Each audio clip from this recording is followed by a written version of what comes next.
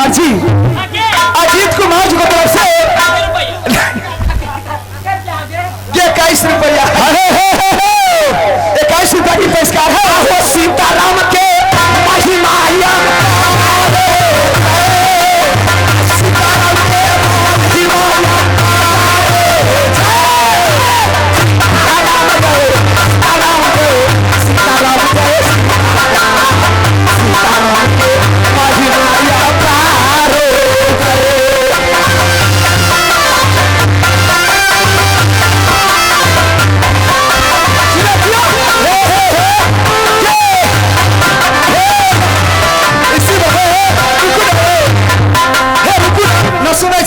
इसी पर आ गए विक्रम साहब गिसारा वाली बोलबे विसारा वाली क्या बोलबे की जाने के लिए क्या कोई काम करे के 11 रुपए की पुरस्कार है।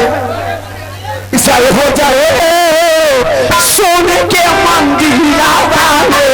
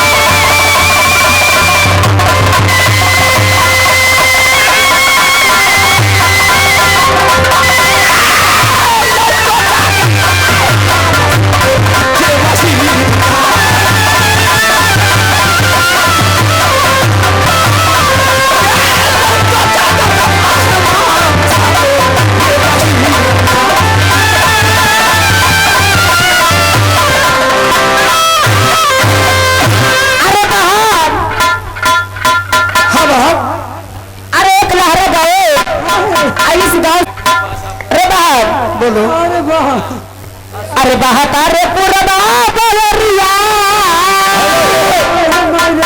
अस्सी पर आ गए राहुल जी। अशोक जी आपको इंतजार करते हैं मोटरसाइकिल के पास। अब चले इंदल जी पलहा निवासी। अब यहाँ से 11 रुपए की पुरस्कार है।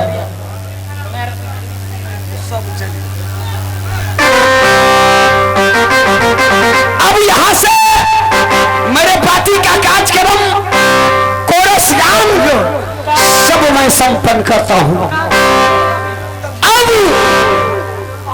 जहां से लड़ाई में छोड़े हुए थे, रात में जहां से लड़ाई छोड़े हुए थे, पनमा की शादी उदल बाबरा आप लोग के सामने दिखलाएंगे। इस प्रकार से पनमा शादी करते हैं और उदल बाबरा होते हैं।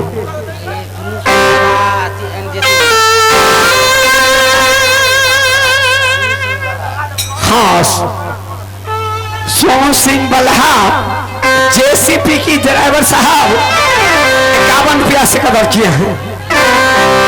जय मां भगवती, जय मां बाबा अभिया उन सेवा जी को कयामत करके रखना।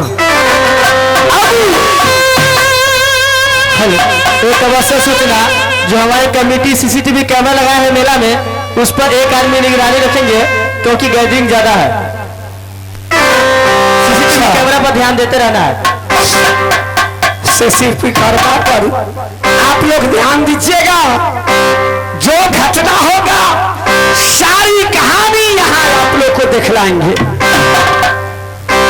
जो कुछ भी होगा मेला के अंदाज के अंदर सब कुछ यहाँ दिखाएंगे। आप लोग शांति पूर्वक रहिए। जहां से रात हम लोग छोड़ दिए और पनमा की शादी किस प्रकार से होती है आप लोग के सामने दिखलाएंगे।